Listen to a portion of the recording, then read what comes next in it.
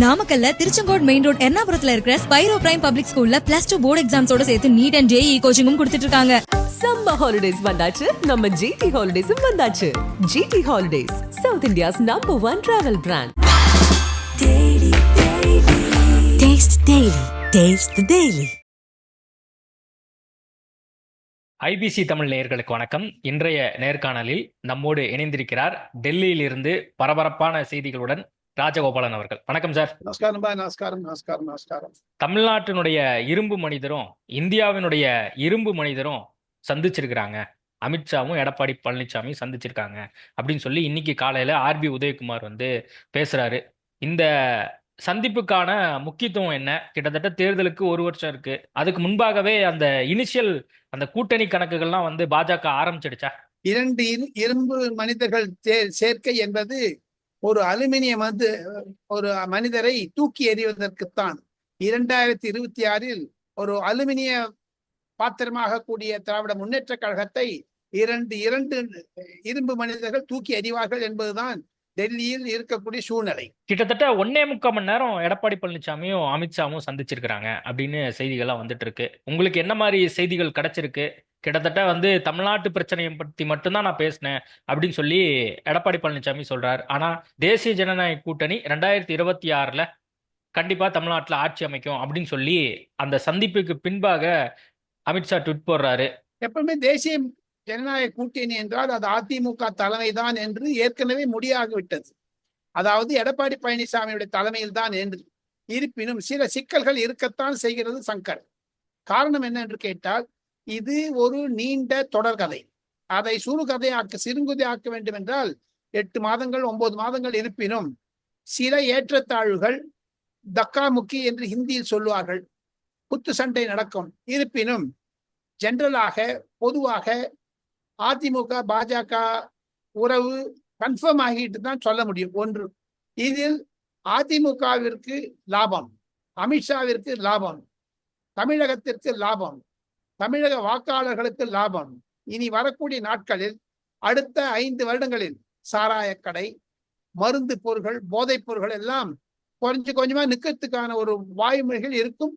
பெண்கள் விதவையாக மாட்டார்கள் என்பதுதான் ஒரு உறுதிமையாக எடுத்துக்கொள்வார்கள். போக போக போக தெரியும். அக்டோபர் நவம்பரில் ஒரு காமன் மினிமம் ப்ரோக்ராம் வைக்கணும்னு நினைச்சிட்டு இருக்காங்க. எது இருப்பினும் என்டிஏ ஆட்சி என்றால் அது கூட்ட ஆட்சியாகத்தான் இருக்கும். 60 ஆண்டுகளுக்கு பிறகு 2 திராவிட முன்னேற்ற கழகம் முடிந்தது, கதை முடிந்து விட்டது. திராவிடம் மங்க ஆரம்பித்து விடும். 2026 உதயநிதியை முன்னிறுத்தி மு.க. ஸ்டாலின் பின்வாங்குவார் என்றெல்லாம் வதந்தி வருகிறதே, அதை வைத்துக் கொண்டு ஆளுங்கட்சியுடைய தோழமை கட்சிகளான விடுதலை சிறுத்தைகள், காங்கிரஸ் போன்றவர்களுக்கெல்லாம் விரோதமாக இருக்கக்கூடிய சில திமுக தலைவர்கள் பாஜகவுடன் தொடர்பில் இருக்கிறார்கள் என்பதுதான் எனக்கு இருக்கக்கூடிய சூசக தகவல்கள். ஓகே, அப்போ அக்டோபருக்குள்ள சில முக்கியமான விஷயங்கள்லாம் நடக்கும். இது கூட்டணிக்கான ஒரு தொடர்கதை அப்படின்னு நீங்க சொல்லியிருக்கீங்க. அது மட்டும் இல்லாம இங்க இருக்கக்கூடிய நிறைய பேர் இது ஒரு சர்ப்ரைசிங் விசிட்டாவே பார்த்தாங்க. அதிமுகவை சேர்ந்தவங்க, அதே மாதிரி பாஜகவில் இருக்கக்கூடியவர்களே நிறைய பேர் இது ஒரு சர்ப்ரைசிங் எலிமெண்டா பார்த்தாங்க. என்ன காரணம்? திடீர்னு இந்த ஒரு சந்திப்பு நடந்திருக்குல்ல. கடந்த 10 நாட்களாக மு.க. ஸ்டாலினுடைய ருத்ர தாண்டவம் இருக்கிறது, சிவ தாண்டவம். ஏதோ அவர் நினைத்து கொண்டு பேச ஆரம்பித்தார்.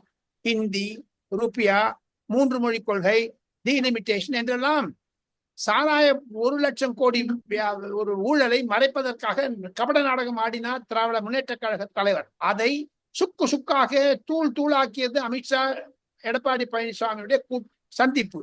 அதை தவிர தமிழகத்திற்கு நல்லதை செய்வோம் என்று இருவரும் கைகோத்து விட்டார்கள். தன்மானம், இன்பமானம், சிவமானம் என்னெல்லாம் சொன்னார் அசம்பிளியில் சீஃப் மினிஸ்டர். அதுக்கெல்லாம் தவிடுபொடி ஆக்கி விட்டார் எடப்பாடி பழனிசாமி. என்னை பொறுத்தமட்டில் மு.க. ஸ்டாலினுடைய அரசியலை விட எடப்பாடி பழனிசாமி ஒரு ஸ்டெப் ஓவர்டேக் பண்ணிட்டு போயிட்டார் தான் எனக்கு தோணுதுங்க, என்னுடைய கருத்து. காரணம், 50 ஆண்டுகளாக தமிழக அரசியலை புரிந்து கொண்ட எடப்பாடி பழனிசாமி, மு.க. ஸ்டாலினும் சீனியர் லீடர் தான், யாரும் இல்லைங்கல. ஆனா ஒரு விஷயத்துல இன்னொருத்தனை சர்ப்ரைஸ் பண்ற எலிமெண்ட் தான் பாலிடிக்ஸ். என்னுடைய 40 ஆண்டு கால அரசியல் அனுபவம் தமிழகத்தை கூர்ந்து கவனித்ததில் சென்ற வீடியோவில் நான் குறிப்பிட்டிருந்தேன். என்னுடைய மரியாதைக்குரிய தகப்பனார் ராஜாஜியிடம் மிக நெருக்கமாக இருந்து சுதந்திர கட்சி, திராவிட முன்னேற்ற கழகம், முஸ்லீம் லீக் கட்சியை 1967 ஆட்சி அது முடிய இருக்கிறது என்பதுதான் என்னுடைய கருத்து. இல்ல 2026 திமுக வேரோடு பூண்டோடு கலைக்கப்பட்டு விடும். தப்பு கணக்கு போடுறாரு எடப்பாடி பழனிசாமி அப்படின்னு சொல்லி இங்க இருக்கக்கூடிய அமைச்சர் ஒருத்தர் சொல்றாரு, தங்கம் தென்னரசு. அது பதில் சொல்ல வேண்டிய அவசியம் இல்லை.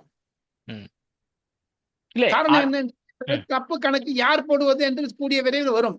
அவர் தப்பு கணக்கு போட்டுதானே 30,000 கோடி ரூபாய் முதலமைச்சர் உறவினர்கள் சம்பாதித்திருக்கார் என்று அவருடைய முன்னவர் பழனிவேல் தியாகராஜன் சொன்னார். அது தப்பு கணக்கா, ஒரிஜினல் கணக்கா? அது கேளுங்க தங்கம் தென்னரசரை. இல்ல இப்போ அதிமுக பாஜக கூட்டணி அமைந்தா அதிமுகவுக்கு நஷ்டம். ஏன்னா வந்து அவங்க அதிமுகவை கபலீகரம் ஏன் சார் பண்ணிடுவாங்க. பயப்படுறாங்க? திமுக ஏன் சார் பயப்படுது? ஏன் சார் வயிற்றுல புள்ளி கிடைக்குது? பதட்டம் ஏன் அடைகிறார்கள்? திமுகவிற்கு ஏன் இந்த வேர்வை கொட்டுது? நாத்து அடிக்குது வேர்வை. சொக்காக்கள் எல்லாம் போட்டீங்கன்னா அப்படி அப்படி இப்படின்றாங்க. ஏன்? கிரவுண்ட் லெவல்ல தமிழகத்தை பொறுத்தமிட்டால் திமுகவும் அதிமுகவும் தான் நேர் எதிரிகள். அம்மையார் ஜெயலலிதா காலத்திலிருந்து, எம்ஜிஆர் காலத்திலிருந்து.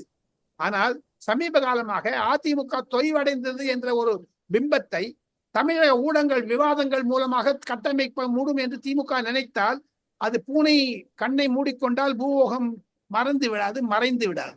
இன்னொரு முக்கியமான விஷயம் பேசப்பட்டது என்னன்னா, பாஜக வந்து தனித்து விடப்படும் வரக்கூடிய தேர்தல்ல அப்படின்லாம் சொல்லிட்டு யார் இருந்தாங்க. சொல்றாங்க? யார் சொல்றாங்க?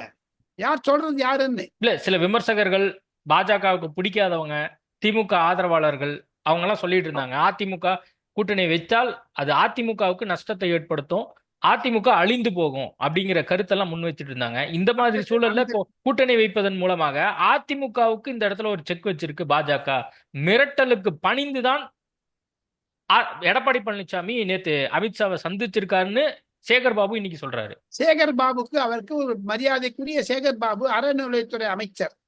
எந்த ஆண்டவன் அருளால் சொல்லுகிறாரோ தெரியவில்லை. அவருடைய கனவில் கபாலீஸ்வரர் வந்தாரா அல்லது ரங்கநாத பெருமாள் வந்தாரா தெரியவில்லை. இருப்பினும் சேகர் பாபுவினுடைய கருத்துக்கு மரியாதை கொடுக்கிறேன். ஆனால் அதே ரீதியில் சேகர் பாபு கூட என்னுடைய கருத்துக்கு மரியாதை தெரிய வேண்டும். சேகர் பாபு அவர்களே, அடுத்த முறை தாங்கள் வின் பண்ணுவது கடினம். உங்களுடைய தொகுதியில் பாஜக தங்களை வீழ்த்தும். வினோத் செல்வம் என்பவர் சென்ற முறை, அவர் பெயர் வினோத் செல்வம் தானே, யாரு டிவிட் செஞ்சாங்க, பிஜேபி துக்காயிடம் பார்த்துட்டே இருங்க திமுக. காரணம் என்ன என்று கேட்டால் பொதுமக்களிடையே திமுகவிற்கு விரோதம் வந்து விட்டது. அதுதான் சில ஆங்கில கருத்து கணிப்பு, ஆங்கில டெலிவிஷன்ல பிரைவேட்டா அவங்க பண்றாங்க. முதலமைச்சர் மு.க. ஸ்டாலினுக்கு சென்ற மாதம் பிப்ரவரி மாதம் அவருக்கு இருந்த பாப்புலாரிட்டி, அவருக்கு இருந்த ஒரு மகிமை 56% இருந்து 38க்கு வந்து விட்டது. அது மேல கீழே போயிட்டு இருக்கும். அவங்க ஒரு கிராபிக் மாதிரி வச்சிருக்காங்க. சில ஆங்கில தொலைக்காட்சிக்கு டெல்லியில் அதுக்கு அது வார் ரூம்ல அது வச்சிருக்காங்க. நானே கண்டேன். அதனுடைய கணக்கு டேட்டா ஸ்டாட்டிஸ்டிக்ஸ் நானும் பார்த்தேன். தென் மாவட்டங்களில் அதிமுக வளர்ந்து விட்டது, பாஜக வளர்ந்து விட்டது, கொங்கு நாட்டில் அதிமுக வளர்ந்து விட்டது என்று ஒரு குறிப்பு, 40 பக்க குறிப்பு. Every month they take survey. Tamilagam மூடாது தமிழ்நாடு என்று. அதில் திராவிட முன்னேற்ற கழகம் பின்தங்கி விட்டது. அந்த அறிக்கையை சேகர் பாபுக்கு நான் சமர்ப்பிக்க விரும்புகிறேன். அது கபாலீஸ்வரர் கோவில், பார்சாதி கோவில்ல வச்சுட்டு அவரோட பூஜை கண்ணு தொத்திக்கலாம் வச்சுட்டு. சேகர் பாபு எந்த ஊர்ல இருக்காருன்னு தெரியல. தமிழகத்தில் இருக்கக்கூடிய வாக்காளர்கள், தமிழகத்தில் இருக்கக்கூடிய விதவையான பெண்கள் சாபம் போடுறாங்க இந்த திமுக ஒழிய வேண்டும் என்று. அந்த சாபத்தில் ஒரு நாள் கண்டிப்பாக திராவிட முன்னேற்ற கழகம் 2026 தோல்வி அடையும் கண்டிப்பாக என்பதுதான் அவர்களுடைய எண்ணம். அதைத்தான் அமித்ஷாவும் எடப்பாடி பழனிசாமி சந்திப்பு ஊர்ஜிதப்படுத்துகிறது. சங்கர், நேத்து அமித்ஷாவும் எடப்பாடி பழனிசாமியும் சந்திக்கிறாங்க. இன்னைக்கு டெல்லி புறப்பட்டு சென்றிருக்கார் அண்ணாமலை. நாளைக்கு இது குறித்து நான் பேசுறேன், இன்னைக்கு பேச முடியாது அப்படின்னு சொல்லி செய்தியாளர்கிட்ட அண்ணாமலை சொல்லியிருக்காரு. என்ன திடீர் அந்த விசிட்? அடுத்த வாரம் டிடிவி தினகரன் டெல்லி வர இருக்கிறார். ஓ பன்னீர்செல்வம் வர இருக்கிறார். ஒன்னொன்னாக பார்ப்பார்கள். குறைந்தது மே மாதம் முதல் வாரத்தில் அமித்ஷா சென்னை வந்து இதற்கான ஊர்ஜிதம் செய்யப்பட்டு ஒரு வழிமுறைகளை செய்து விடுவார்கள். என்டிஏ என்றால் ஒரு காமன் மினிமம் ப்ரோக்ராம் வேண்டும் என்று சொல்லுகிறார்கள். அதில் கண்டிப்பாக தமிழகத்திற்கு ஒளிமயமான எதிர்காலம் உண்டு என்பதைத்தான் எடப்பாடி பழனிசாமி அமித்ஷாவினுடைய கூட்டம் பிரதிபலிக்கிறது என்று சில அமித்ஷாவிற்கு நெருக்கமான இருக்கக்கூடிய அரசியல்வாதிகள் என்னிடம் தெரிவித்தார்கள் இன்று காலை. அண்ணாமலை வந்தவுடன் அண்ணாமலையிடம் சொல்லப்படும். அண்ணாமலைக்கு இருக்கக்கூடிய ஒரு ஆக்கப்பூர்வமான திறன்கள், என் மண் என் மக்கள் போன்றவர்களை எல்லாம் அவர் ஒரு போராட்டத்தையும் நடைபயணத்தையும் ஆரம்பித்தாரே, அது மும்முரப்படுத்தப்படும். இனி வரக்கூடிய நாட்களில் அதிமுக பாஜக சேர்ந்து கொண்டு இந்த மது விலக்கை பற்றி பேசுவார்கள். 2 கோடி கையெழுத்து வாங்கிய பிறகும் கூட மும்மொழி கொள்கைக்கு எதிர்த்து சில பிரச்சனைகள் வரத்தான் வரும். அதை ரிசால்வ் பண்ணிடுவாங்க, அதை தீர்வு காண்டு விடுவார்கள் அதிமுகவிற்கும் பாஜகவும் இடையே. இல்ல இப்ப தமிழ்நாட்டுல அதிமுக தலைமையில் இருக்கக்கூடிய அதிமுக பொதுச் செயலாளர் எடப்பாடி பழனிசாமிக்கும் பாஜக தமிழ்நாட்டு தலைவர் அண்ணாமலைக்கும் தான் பிரச்சனை வந்து இருக்கு அப்படின்னு பேசப்பட்டது. இப்ப அந்த பிரச்சனை எல்லாம் சார்ட் அவுட் ஆயிடுச்சா, சமரசம் ஆயிடுச்சா? இப்ப அண்ணாமலை மீண்டும் தலைவரா தொடர்றாரா அப்படிங்கிற கேள்விகள்லாம் எழுப்புறாங்களே. தொடர்வார், சார்ட் அவுட் ஆயிடுச்சு, போக போக சார்ட் அவுட் ஆயிடும். அமித்ஷா எதுவும் நிபந்தனை எதுவும் விதிச்சாரா எடப்பாடி பழனிசாமிகிட்ட? நான் ஐபிசி தமிழ் நேயர்களுக்கு ஒரு குறிப்பை சொல்ல விரும்புகிறேன். 2026 ஜூன் எப்பொழுது தமிழக அசெம்பிளி ரிசல்ட் வருகிறதோ, தமிழகத்தில் ஏடிஎம்கே தலைமையில் ஒரு கூட்டாட்சி வரும். அதில் 4 பாஜக அமைச்சர்கள், 2 பாமக அமைச்சர்கள் மற்றும் ஜி.கே. வாசனுடைய கட்சி தமிழ் மாநில காங்கிரஸ் போன்றவர்கள் கண்டிப்பாக இடம்பெறும். அமோக வெற்றி பெறுவார்கள். கருத்து கணிப்பு, அமித்ஷாவுடைய கருத்து கணிப்பு 125க்கு மேலாக தாங்கள் வெற்றி பெறுவோம், கூட்டணி ஆட்சி வரும் என்பதுதான் அமித்ஷாவுடைய ஒன்னே ஒன்று வச்சுங்க சங்கர். அமித்ஷா அவர்களையும் நரேந்திர மோடி அவர்களையும் பாஜகவினுடைய தேர்தல் யுக்திகளையும் நேராக கண்டவன் நான், பிரதிதினம் காண்பிக்கிறவன். தமிழக தொலைக்காட்சியில் தாங்கள் சொன்னீர்களே ஊடக விமர்சகர்கள் சென்னையில உட்காந்து கூகுளை படிச்சுட்டு பண்றாங்க. மீதி பேர்லாம் அவங்களுக்கு என்ன என்ன தெரியும் சொல்லுங்க பாப்போம். வடநாட்டு அரசியல் தெரியுமா? எப்படி ஹரியானாவில் அவர்கள் ஜெயித்தார்கள், காங்கிரஸ் வெற்றி பெறும் என்று சொன்னாங்களே, அப்போ சத்தீஸ்கர்ல எப்படி ஜெயிச்சாங்க, உத்தரப்பிரதேசத்தை எப்படி செகண்ட் டைம் வந்தாங்க, 3வது முறையாக அகில இந்திய அளவில் எப்படி வந்தாங்க, இதெல்லாம் தேர்தல் யுக்தி தானே. டெல்லியில எப்படி ஜெயிச்சாங்க சொல்லுங்க. அதே டெல்லி மாடல் தமிழக மாடலாக மாறினால் திராவிட முன்னேற்ற கழகத்தினுடைய மூத்த தலைவர்கள், குடும்ப தலைவர்கள் எல்லாரும் ஜெயிலுக்கு போவாங்க. அக்டோபர் நவம்பருக்குள்ள பார்த்துட்டே இருங்க. அந்த மாதிரியான ஒரு சூழ்நிலையை அமித்ஷா உருவாக்கி விடுவார் என்ற நம்பிக்கை எனக்கு இருக்கிறது. காரணம் அவர்களை நெருங்கி பழகினதனால். ஓகே, இப்ப என்டிஏ கூட்டணிக்குள்ள வந்து மற்ற எந்த கட்சிகள் உள்ள வருவதற்கான வாய்ப்புகள் இருக்கு? இப்ப நீங்க அடுத்த வாரத்துல டிடிவி தினகரன் வர போறாருன்னு சொல்றீங்க. சீமான் வந்துடுவார். அது எப்படி நீங்க சீமானையும் உள்ள கொண்டு வரணும்னு சொல்லி அமித்ஷா, மோடி போன்றவர்கள் நினைக்கிறாங்களா? அது அந்த மாதிரி சிச்சுவேஷன். பொதுமக்களுடைய வாக்காளர்களுடைய அழுத்தம் தமிழக அரசியலை மாற்றும். எப்படி டெல்லியில் இருந்த அழுத்தம் ஹரியானாவில் கொடுத்த அழுத்தம், அந்த அழுத்தத்தை உசுப்பிடுவதுதான் அமித்ஷாவுடைய வேலை. தமிழகத்தில் கண்டிப்பாக திராவிட முன்னேற்ற கழக அரசாங்கம் தூக்கி எறியப்படும் என்று அமித்ஷாவும் எடப்பாடி பழனிசாமி ஒற்றுமையாக வந்து விட்டார்கள். எடப்பாடி பழனிசாமி தலைமையில ஒரு பிரச்சனை இருக்கத்தான் இருக்கு, யாரும் இல்லைங்களே. எங்க டிஎம்கே இல்லையா சொல்லுங்க பாப்போம். துரைமுருகன், KN நேரு, பொன்முடி போன்றவர்கள் எல்லாம் உதயநிதியை முதலமைச்சராக்க கூடாது என்று தொங்கணம் கட்டி கொண்டிருக்கிறார்களே சொல்லுங்க. கருணாநிதியிடமிடும் அண்ணாதுரையிடமிடும் ஸ்டாலினும் மந்திரியா இருந்தவர்கள் உதயநிதி எப்படி மந்திரி ஆவாங்க சொல்லுங்க பாப்போம். எப்படிங்க முடியாது? எப்படிதான் டெகிரேட் ஆகிட்டே வந்துட்டு இருக்கு இல்லையா? திராவிடியன் ஸ்டாக் என்று சொல்லக்கூடியது மங்கி விட்டது தமிழகத்தில் இந்த சாராய போதைப் பொருள் குழப்பத்தினால். இப்ப எடப்பாடி பழனிசாமி அண்மையில ஓபிஎஸ்ஓ டிடிவி தினகரனையோ வந்து சேர்க்கறத பத்திலாம் வந்து அதெல்லாம் இப்போதைக்கு எந்த முடிவுமே கிடையாது அப்படின்னு சொல்லி சொல்றாரு. சசிகலா விவகாரத்திலயும் அந்த விஷயத்த தான் சொல்றாரு. அப்போ வந்து ஓபிஎஸ் வந்து இப்போ பாஜகவோட இணக்கமா இருக்காரு, டிடிவி தினகரனும் பாஜகவோட இணக்கமா இருக்காங்க. இப்போ அவங்களெல்லாம் எப்படி வந்து இன்க்ளூட் பண்ணுவாங்க? அதுக்கு வழிமொழி காணப்படும். 234 2ஆ பிரிச்சிங்க, 117 117. பிரதான கட்சியாக இருக்கக்கூடிய பாஜகவும் அதிமுகவும் 2ஆக பிரித்து கொண்டால் கண்டிப்பாக சீமானுக்கு எவ்வளவு சீட் தர வேண்டும் என்பதை எடப்பாடி பழனிசாமி முடிவு செய்வார். பாஜக முடிவு செய்யும் ஓ பன்னீர்செல்வத்திற்கும் இவங்களுக்கு எவ்வளவு செய்யணும். ஆக மொத்தம் பாஜக 2வது இடத்தை பிடித்து விட்ட தமிழக அரசியலில் என்பதுதான் அமித்ஷாவுடைய கணக்கு. இன்னொரு முக்கியமான விஷயம், இப்போ தமிழ்நாட்டில் பல்வேறு பிரச்சனைகள்லாம் இருக்கு. இந்த ஊழல் குறித்து வந்து அமித்ஷா வந்து ட்வீட் போட்டாரு. அது மட்டும் இல்லாம அந்த போதைப் பொருள் கலாச்சாரம் குறித்தும் வந்து ட்வீட் போட்டாரு. இப்போ இதுக்கு பதிலடியாக வந்து நேத்து கூட வந்து பார்த்தீங்கன்னா இங்க செயின் பறிப்பு சம்பவம் நடந்தது. அதை வந்து யார் பண்ணாங்களோ அவங்கள வந்து என்கவுண்டர் பண்ணி ஒரு கடுமையான நடவடிக்கைகளை இந்த அரசாங்கம் எடுத்துட்டே இருக்கு. ஒரு பக்கம் அரசியல் ரீதியான குற்றச்சாட்டுகள் வச்சாலுமே இங்க இருக்கக்கூடிய அரசாங்கம் அதுக்கான நடவடிக்கைகள் எடுக்கிறோம் அப்படிங்கிறதையும் முதலமைச்சர் ஸ்டாலின் அவர்கள் சட்டமன்றத்திலையும் பதிவு பண்றாரு. வரவேற்கத்தக்கது. இன்னும் போக பாருங்க, என்போர்ஸ்மெண்ட் டைரக்டரேட் மூலமாக சில முக்கிய புள்ளிகளை அடுத்த வாரத்தில் அவர்கள் விசாரணைக்கு கூப்பிடுவார்களே ஆனால் தமிழக அரசியலில் மாற்றம் வரும். நீங்க திருப்பி ஏடிஎம்கே பாஜகங்கிறீங்க. எங்க செந்தில் பாலாஜி பத்தி ஏன் பேச மாட்டேங்கிறீங்க சங்கர்? அவர் ராஜினாமா செய்து விட்டதாக எனக்கு ஊர்ஜிதமான தகவல் வருகிறது. அதை பற்றி ஏன் பேச மாட்டேன்? ஆளுநர் RN ரவிக்கு அந்த கடிதம் போகிவிடும். காரணம், முகுல் ரோத்தகி சொல்லிவிட்டார். அட்வொகேட், சீனியர் அட்வொகேட் சுப்ரீம் கோர்ட்டை இன்னும் கன்வின்ஸ் பண்ண முடியாது. அவங்களா நீ ராஜினாமா பண்ணுன்னு சொல்றதை விட நீயே ராஜினாமா பண்ணு என்று சட்ட அறிவுரை வழங்கி இருக்கிறார் என்று தான், லீகல் அட்வைஸ் கொடுத்திருக்கிறார் என்று தான் நான் கேள்விப்படுகிறேன் சங்கர். ஓகே, இன்னொரு முக்கியமான விஷயம், இப்ப தமிழ்நாட்டுல வந்து இந்த கூட்டணி குறித்து இப்பயே நம்ம பேச ஆரம்பிச்சிருக்கோம். பட் டூ லாங் அப்படின்னு சொல்றாங்க. இப்ப திமுகல இருக்கக்கூடிய கட்சிகள் வந்து ரொம்ப இன்டாக்டா இருக்காங்க. அப்ப இது வந்து திமுக இன்னும் பலம் பொருந்திய ஒரு கூட்டணியை தான் வச்சிருக்கு அப்படின்னு நம்ம பார்க்கலாம்ல. இது எப்படி அதிமுக என்டிஏ கூட்டணி அமைந்தால் அதை ஃபைட் பண்ற அளவுக்கு இந்த கூட்டணி பலமா இருக்குமா? என்டிஏ கூட்டணி போக போதான் பார்க்கணும். ஏன்னா அதை பத்தி காமெண்ட் சொல்றதுக்கு இஷ்டம் இல்லை. திருமாவளவனுடைய அதை தவிர செல்வ பெருந்தகை தொடர்வாரா, கார்த்திக் சிதம்பரமா, இல்ல ஜோதிமணியா, மாணிக் தாக்கூர் வரப்போறாங்களா? அதெல்லாம் பிரச்சனை நிறைய இருக்குங்க. மதிமுகவுடைய பிரச்சனை என்ன? திமுக இணைவதாக டெல்லியில் பேசுகிறார்கள். ஆக மொத்தம் திமுக கூட்டணியில் பிரச்சனை அதிகமாக இருக்கிறது.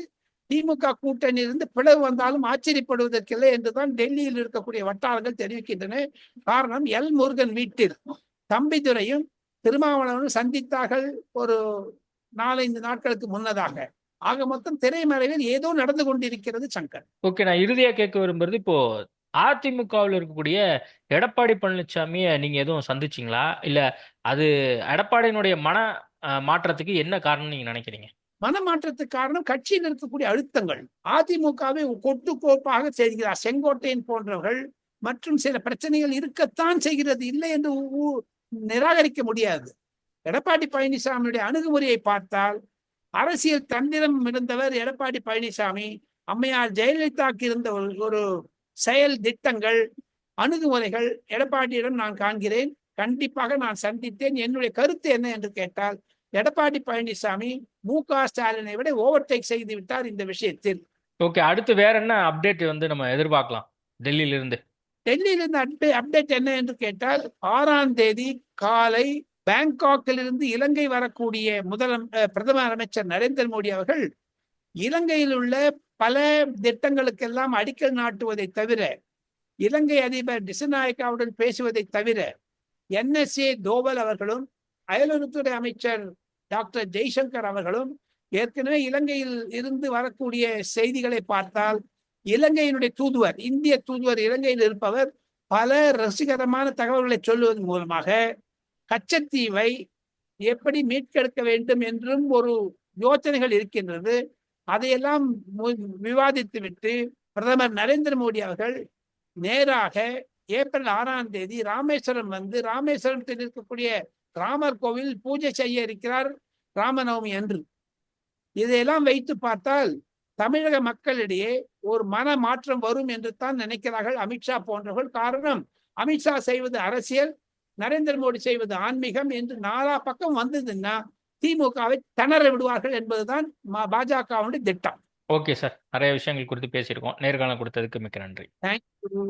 நாமக்கல்ல திருச்செங்கோடு மெயின் ரோட் எர்ணாபுரத்துல இருக்கிற ஸ்பைரோ பிரைம் பப்ளிக் ஸ்கூல்ல +2 போர்டு எக்ஸாம்ஸோட சேர்த்து நீட் அண்ட் JEE கோச்சிங்கும் கொடுத்துட்டு இருக்காங்க. சம்மர் ஹாலிடேஸ் வந்தாச்சு, நம்ம GT ஹாலிடேஸும் வந்தாச்சு. GT holidays, South India's #1 travel brand. Taste the Daily. Taste the Daily.